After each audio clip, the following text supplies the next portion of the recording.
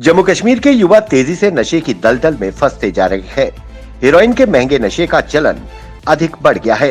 अकेले जम्मू में ही हर महीने ऐसे नशों के औसतन 60 नए मामले रिपोर्ट हो रहे हैं। इन नशे की गिरफ्त में युवतियां भी शामिल हैं। युवाओं में इंजेक्शन के माध्यम से सामूहिक तौर पर इंजेक्शन का नशा लेने से उनमें हेपेटाइटिस बी, सी, HIV सहित अन्य संक्रमित बीमारियों का खतरा बढ़ गया है। हाल ही में जीएमसी के माइक्रोबायोलॉजी विभाग की ओर से चलाए गए एक अभियान में सामने आया है कि ऐसे सामूहिक नशे में कई युवा संक्रमित बीमारियों के शिकार हुए हैं। जिला सांबा के घगवाल बस स्टैंड और संदवाड़ी में पुलिस ने घगवाल थाना प्रभारी राजेश शर्मा की अगुवाई में मवेशी तस्करी का प्रयास विफल करते हुए 2 वाहनों को दबोचा, जिसमें से 45 मवेशियों को मुक्त कराया गया।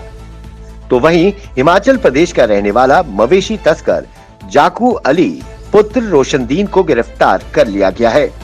पुलिस ने मामला दर्ज कर आगे की कार्रवाई शुरू कर दी है। जम्मू में होली का त्योहार नजदीक आते ही शहर की बाजार रंग बिरंगे गुब्बारों व पिचकारियों से गुलजार होने लगे हैं। चारों ओर दुकानें सज गई हैं।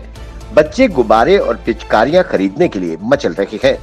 होली को लेकर अच्छा खासा उत्साह देखने को मिल रहा है, लेकिन कहीं न कहीं बाजारों में कोरोना का साया भी नजर आ रहा है। कारोबारियों ने जो सामान पिछले साल खरीदा था, उसी की बिक्री नहीं हो पाई है। बाजार में कोरोना को लेकर असमंजस की स्थिति बनी हुई है। कोरोना संक्रमण में भी तेजी देखी जा रही है।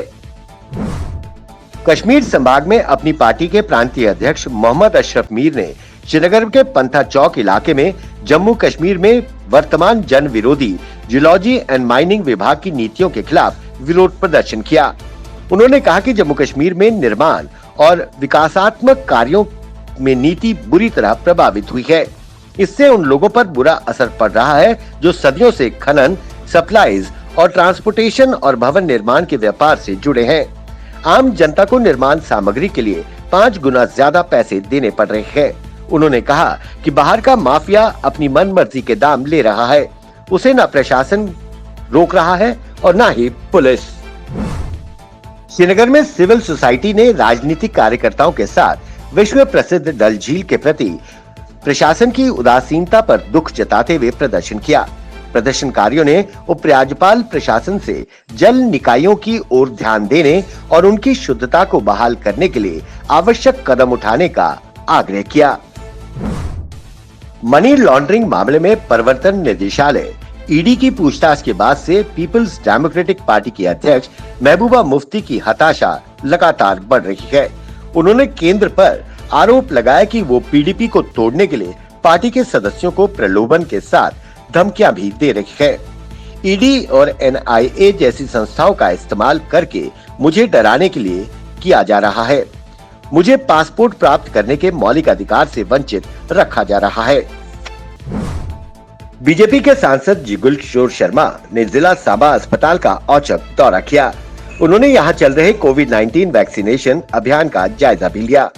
वहीं सांसद ने लोगों से बातचीत की और अपील की कि लोग ज्यादा से ज्यादा इस वैक्सीन को लगाएं ताकि इस कोरोना वायरस महामारी से जल्द निजात मिल सके।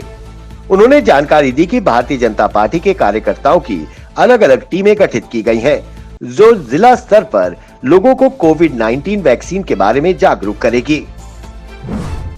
प्रधानमंत्री नरेंद्र मोदी ने बांग्लादेश दौरे के दूसरे दिन प्रसिद्ध जशोरेश्वरी काली मंदिर, मतुआ समुदाय के मंदिर और कांडी के दर्शन किए और शेख मुजीबुर रहमान स्मारक जाकर बांग्लादेश के महानायक को श्रद्धांजलि दी। इसके अलावा प्रधानमंत्री मोदी मतुआ समुदाय के लोगों से रूबरू हुए और उनसे बातचीत की।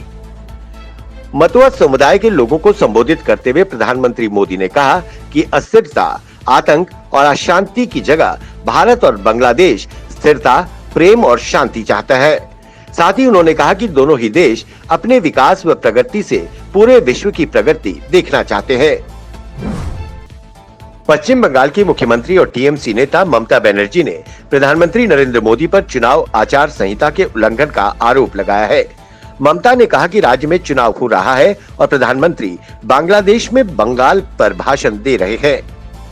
खड़गपुर में चुनावी रैली में ममता बनर्जी ने कहा कि 2019 के लोकसभा चुनाव के वक्त जब एक बांग्लादेशी अभिनेता हमारी रैली में शामिल हुए थे तो बीजेपी ने वहां की सरकार से बात कर उनका वीजा निरस्त कर दिया था। अब प्रधानमंत्री मोदी एक समुदाय के वोट पाने के लिए बांग्लादेश गए हैं, उनका वीजा निरस्त क्यों नहीं होना चाहिए? हम चुनाव आयोग से शिकायत करेंगे। जिला रामबन के बनिहाल में स्थानीय लोगों और युवाओं के बीच मीडिया इंटरैक्शन हुआ। इस दौरान बनिहाल के मशहूर क्रिकेटर राशिद मलिक ने कहा कि सेना द्वारा स्थानीय युवाओं के लिए फिटनेस सेंटर और क्रिकेट पिच बनाना हमारे लिए बहुत ही सराहनीय कदम है। उन्होंने सेना को धन्यवाद कहा। ये युवाओं को स्वस्थ जीवन शैली के लिए प्रोत्साहित करेगा ताकि युवा ड्रग से दूर रहें। खेल आत्मसम्मान, मानसिक सतर्कता बढ़ाते हैं और चिंता और तनाव को कम करते हैं।